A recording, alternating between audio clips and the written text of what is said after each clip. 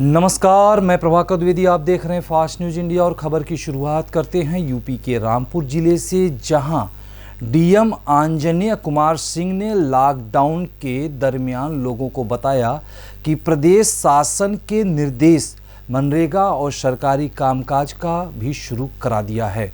कई सारी फैक्ट्रियों को भी संचालित किया गया है और ई रिक्शा, ठेला, मोटरसाइकिल पर एक व्यक्ति से ज़्यादा लोगों को बिठाने पर जुर्माना लगेगा।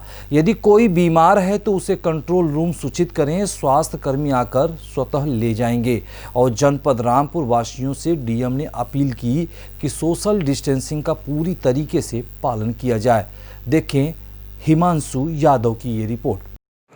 लॉकडाउन के दौरान जो सबसे निचला तबका है उसकी भी आजीविका का प्रबंध होता रहे, इसके लिए प्रदेश शासन के निर्देश के अनुसार हमने न सिर्फ मनरेगा के कार्य शुरू कराए हैं बल्कि जितने भी कंस्ट्रक्शन के सरकारी कार्य हैं उन सबको शुरू कराया है।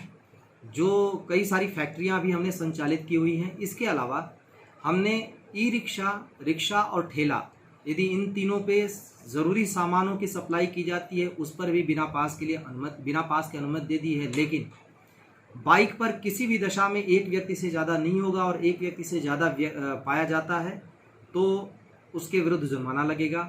ई रिक्शा या रिक्शा पर चालक सहित केवल 2 लोग, यानी एक व्यक्ति पीछे और एक व्यक्ति आगे, इसके अलावा कोई भी नहीं होगा। सवारी किसी भी दशा में नहीं ढोई जाएगी। यदि कोई बीमार है तो बीमार को ले जाया जा सकता है, लेकिन कंट्रोल रूम को सूचित करने के पश्चात ही। मोहल्लों में अगर घूमकर कोई सामान बेचता है उसके लिए किसी तरीके की अनुमति की ज़रूरत नहीं होगी। मोहल्लों की छोटी मोटी दुकानें इस शर्त पर खोली गई हैं कि वहाँ पर किसी तरीके की कोई भीड़ नहीं होगी।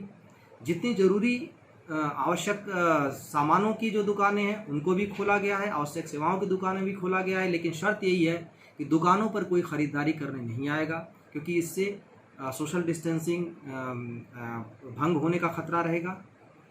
मैं जनपद रामपुर के सभी लोगों से अपील करना चाहूँगा कि कुछ मामले में आप हमारी हेल्प करें। पहली बात कि इस बात को जान लें कि सोशल डिस्टेंसिंग मूल मंत्र है। बिना मास्क के, बिना मुंह ढके कोई भी बाहर नहीं जाएगा। किसी तरीके की भ्रांति में ना आवे। किस दिन के किसी भी समय में किसी को भी बाहर जाकर खरीदारी करने की छूट नहीं है। अगर आपको होम डिलीवरी किसी चीज़ की नहीं हो रही है या किसी चीज़ की समस्या आ रही है तो हमारे कंट्रोल रूम को सूचित करें, लेकिन अनावश्यक आप क्वेरीज न करें, क्योंकि इससे बहुत सारे लोग कंट्रोल रूम से इस समय जुड़े हुए हैं और उन सारे लोगों को हमें जवाब देना पड़ रहा है। उन लोगों की बेहतरी के लिए, उन लोगों की भलाई के लिए बेहतर होगा कि अनावश्यक के प्रश्न न करें। हमारी सोशल मीडिया से जुड़े रहें, हम लगातार आपको अपडेट कराते रहेंगे। अगली खबर यूपी के शामली जिले से आ रही है, जहां शामली प्रशासन ने लिया है राहत की सांस। जी हां, यूपी के जिला शामली में एसपी ने बताया कि अब शामली में सभी कोरोना केस सही हो गए हैं। शामली में कोरोना पॉजिटिव मरीजों की संख्या घटकर मात्र 1 हो गई है। पहले जिले में कोरोना एक्टिव मरीजों की संख्या 17 थी, फिर घटकर 13, फिर घटकर 3 और अब 1 रह गया है, जिसके बाद शामली प्रशासन व स्वास्थ्य विभाग ने ली राहत की सांस। देखिए शामली से साहफिज अली की ये रिपोर्ट। जनपद शामली में 50 नए रिपोर्ट्स प्राप्त हुई हैं। सभी रिपोर्ट्स नेगेटिव हैं। हमारे 3 पेशेंट्स और जो कोरोना पॉजिटिव थे उनकी सेकेंड रिपोर्ट भी नेगेटिव आ गई है, वह भी रिकवर हो गए हैं। इस प्रकार से जनपद शामली में पहले 1 केस, उसके बाद 13 और केस और अब 3 और केस जो हैं फुली रिकवर हो गए हैं और उनका पूरा ट्रीटमेंट हो गया है। कुल मिला के जनपद शामली में केवल 1 कोरोना पॉजिटिव केस शेष रह गया है।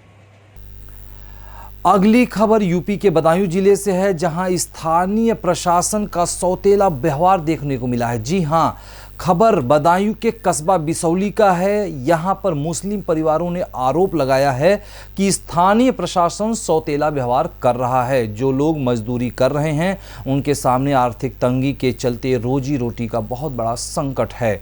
यह सभी लोग मजदूरी करते थे, तब जाकर इनके घर में 2 वक्त की रोटी मिल पाती थी, लेकिन जब से कोरोना जैसी वैश्विक महामारी को लेकर लॉकडाउन किया गया है तब से इसके आगे रोटी का संकट आ गया है। लेकिन प्रशासन की तरफ से कोई भी मदद नहीं मिल पा रही है। इनका कोई राशन कार्ड भी नहीं बनाया गया है। इस समय रमज़ान का पाक महीना चल रहा है, लेकिन ऐसे में कुछ पड़ोसी हैं जो इनकी ऐसी हालत पर तरस खाकर कुछ खाने पीने की व्यवस्था कभी कभी कर देते हैं। लेकिन उन्होंने बताया कि कभी कभी यह लोग भूखे भी सो जाते हैं और इनके सर पर रहने के लिए छत भी नहीं है, और जब बारिश होती है तो पड़ोस में रहने के लिए मजबूर हो जाते हैं। देखें बिसौली से विपिन कुमार यादव की रिपोर्ट।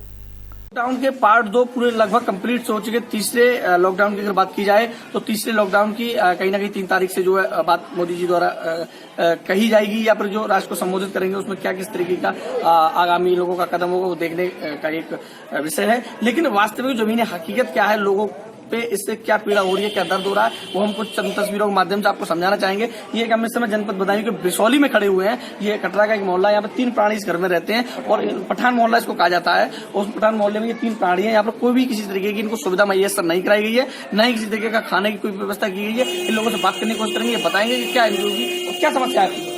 समस्या ये है अभी तक यहाँ कोई सरकार मतलब पूछने वाला नहीं आया है, ना कोई मेंबर साहब यहाँ पर आए, ना चेयरमैन साहब यहाँ पर आए, कोई देखभाल नहीं है, कोई मतलब हमें किसी बात की मतलब खाने की व्यवस्था नहीं की गई है, कोई व्यवस्था नहीं की गई, ना आया है हमारे पास।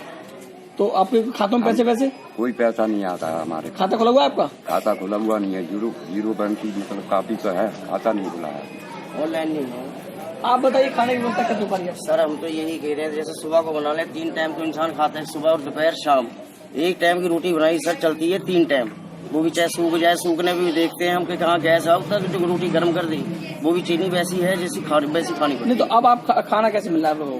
ऐसे सर बताया तो है, माह रमजान चल रहे हैं, कहीं ना कहीं से आ जाए। माह रमजान ना होते तो ऐसे भूखमरी वाला काम है। ये तो सरकार ने तो वो कर ही दिया अपना लॉकडाउन। तो साफ तौर से मानना है कि जैसे माह रमजान का पाक महीना चल रहा है, मुस्लिम जो है इसको बहुत पाक महीना मानते हैं, तमाम लोग उस लोगों को जो मुस्लिम समुदाय के लोग हैं उसको बहुत अच्छी तरीके से मनाते हैं। उसमें भी अगर भूखा व्यक्ति सोए तो इससे बड़ा और घोर पाप क्या होगा अगर ये माना जाए। तो प्रशासन की घोर कमी, बिसौली स्थानीय प्रशासन की घोर कमी देखने को मिल रही है। यहाँ के उपजिलाधिकारी या तहसीलदार ने ये जहमत नहीं उठाई इस गरीब परिवार के लिए। आप देख सकते हैं तस्वीरों में पीछे कि कोई इन लोगों का खाना या किसी तरीके की राशन कार्ड की कोई व्यवस्था कराई जाए, ना ही कोई राशन कार्ड की इनकी व्यवस्था कराई गई है, ना ही कोई खाने पीने की इनकी व्यवस्था कराई गई है। आप देख सकते हो तस्वीरों में पीछे कि इनका मकान किस तरीके से, मकान में अभी एक पन्नी भी पड़ी हुई नहीं है कि अगर बारिश आ जाए तो ये बारिश में ये लोग जो है सिर छुपा लें अपना, या फिर जो अपने आप को कैसे महसूस कर लें। फास्ट न्यूज के लिए बदायूं से विपिन यादव की रिपोर्ट। क्या नाम आपका? निफासत अली खां। क्या दिक्कत है आपको? दिक्कत यही है जी, हम यहाँ पर हमारे पास कोई मतलब खाने पीने का कोई साधन नहीं है, ना ये लोग यहाँ पर आकर देख रहे हैं किसी को भी, ना मतलब हमसे कोई पूछा जा रहा है भी क्या तुम कर रहे हो क्या नहीं। कामकाज गरीब आदमी है, काम मजदूरी करते हैं, काम भी बंद है, कहाँ जाए। खाने पीने को आस पड़ोस वाले दे देते हैं हमें खाने को, उससे गुजारा कर रहे हैं। रमजान का महीना चल रहा है। तो आपको खाने पीने की व्यवस्था कोई नहीं हुई? कोई व्यवस्था नहीं है, ना कोई पूछने आता है, कोई पैकेट वगैरह भी नहीं आए? कोई पैकेट वगैरह नहीं आया। प्रशासन का कोई व्यक्ति आया आपके कोई पास? व्यक्ति नहीं आया, यहाँ देखने तक नहीं आया भाई कौन कहाँ बैठा है। और हम तो पूरा लॉकडाउन मतलब उसका पालन कर रहे हैं, अपने घर में बैठे हैं अंदर, हमें कोई मतलब नहीं है। इस बुलेटिन में लेते हैं एक छोटे से ब्रेक, जल्द हाजिर होते हैं ब्रेक के बाद।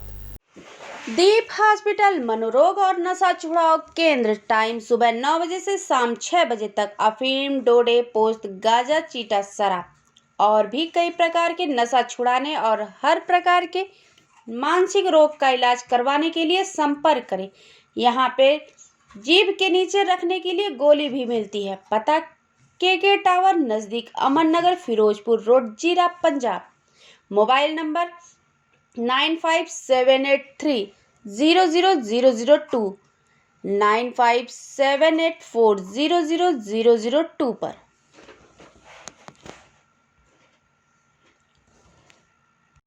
सुख हॉस्पिटल मनोरोग और नशा छुड़ाओ केंद्र। यहाँ पर नशे की लत जैसे अफीम, डोडे, पोस्त, गांजा, चीटा, शराब और हर प्रकार के मानसिक रोगों का इलाज किया जाता है। जीभ के नीचे रखने वाली गोली भी दी जाती है। टाइम सुबह 9 बजे से 2 बजे तक और शाम 3 बजे से 6 बजे तक। संपर्क करें नज़दीकी धर्म कंडर, Gandhi road, Moga, Punjab. Mobile number 9578400003 9614200003 पर। आसरा मनोरोग hospital Parminder Sharma director, doctor Jasmeet Singh Sidhu MBBS MD, doctor Narendra Garg MD। यहाँ पर उदासी, घबराहट, शक और वहम, नींद की बीमारी, मिर्गी की बीमारी, दंदल, पैनी, सिर दर्द, बच्चे और बुजुर्गों की दिमागी बीमारी, शराब, अफीम, चिट्टा, भुक्की, पोस्त, डोडे, सूखा और भी नशे छुड़ाए जाते हैं। मिलने का पता नज़दीकी Bhupinder Khalsa school, Ferozepur road, Moga. Mobile number 8568800079 7307001475। Break के बाद आप सभी का पुनः स्वागत है और खबर की शुरुआत करते हैं यूपी के सोनभद्र जिले से, जहां कोरोना 19 को लेकर पुलिस ने किया फ्लैग मार्च। जी हां, यूपी के सोनभद्र जिले के ओबरा थाना क्षेत्र के अंतर्गत पुलिस अधीक्षक के निर्देशानुसार 2 हफ्ते की लॉकडाउन और कोरोना महामारी व रमजान के त्योहारों को मद्देनजर रखते हुए ओबरा पुलिस प्रशासन ने फ्लैग मार्च निकाला। वहीं प्रशासन ने हेलमेट, मास्क पहनकर बाइक द्वारा क्षेत्र का किया भ्रमण। ओबरा सीओ भास्कर वर्मा और थाना प्रभारी शैलेश राय सिपाहियों ने बढ़ चढ़कर हिस्सा लिया। वहीं ओबरा नगर, हनुमान चौराहा, VIP road, degree college road, चौपन रोड फ्लैग मार्च किया और लोगों को शांतिपूर्वक अपने घरों में रहने की अपील की। देखें संतोष कुमार की रिपोर्ट ओबरा से।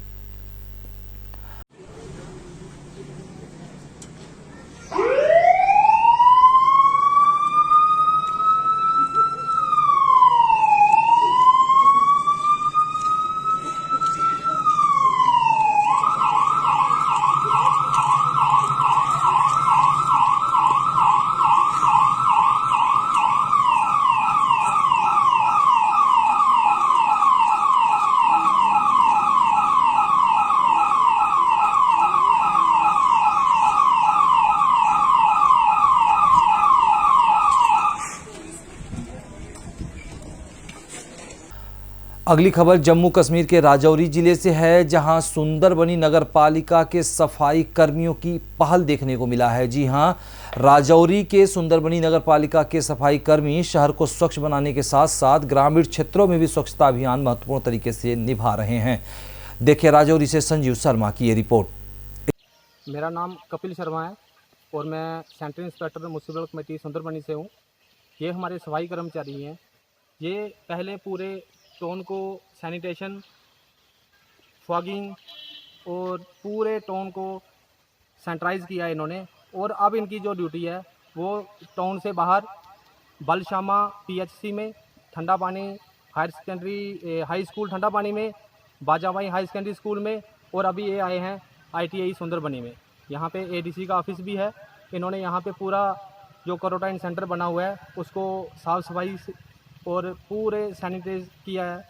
और ये अभी जो है ITI सुंदरबनी में है, यहाँ पे जो क्वारंटाइन सेंटर रखा हुआ है इन्होंने, इसको पूरा इन्होंने अपने ईमानदारी से और पूरे प्रोटेक्शन से साफ़ किया है। अच्छा, आप मुझे बता सकते हैं कि आपका टाइमिंग क्या है, क्या टाइम टेबल है, या कोई डे रखा है या डेली की रूटीन है? ये हमारी डेली की रूटीन है। और मॉर्निंग में सुबह हम आते हैं, पहले टाउन को 10 बजे तक टाउन में करते हैं काम। उसके बाद जो हमारे क्वारंटाइन सेंटर बने हुए हैं वहाँ पे आते हैं ये लोग, और सुबह और शाम 2 टाइम यहाँ पे सैनिटाइज करते हैं। अच्छा, तो आप आम पब्लिक को क्या मैसेज देना चाहते हैं? हम यही मैसेज देते हैं पब्लिक को कि जैसे गवर्नमेंट का है कि घर में रहो, सुरक्षित रहो, आप घर में ही रहो। जो हमारा काम है साफ़ सफाई का वो हम देख रहे हैं। और जैसे कि गवर्नमेंट ऑफ इंडिया ने बोला है कि अपने घर में रहो और अपनी सेफ्टी खुद करो। इस बुलेटिन में खबरी बस यहीं तक। जल्द हाजिर होंगे कुछ खास खबरों संग। कहीं न जाएं, क्योंकि यहाँ होती है हर खबर पर नज़र। चैनल को यदि आप फेसबुक, यूट्यूब, इंस्टाग्राम या अन्य किसी सोशल साइट पर देख रहे हैं तो सब्सक्राइब, लाइक, कमेंट, शेयर करना ना भूलें। यदि आपके आसपास किसी प्रकार की कोई घटना, दुर्घटना, कार्यक्रम हो तो तुरंत हमारे क्षेत्रीय प्रतिनिधि से संपर्क करें, या तो प्ले स्टोर से ऐप को डाउनलोड खबर को अपलोड करें। नमस्कार।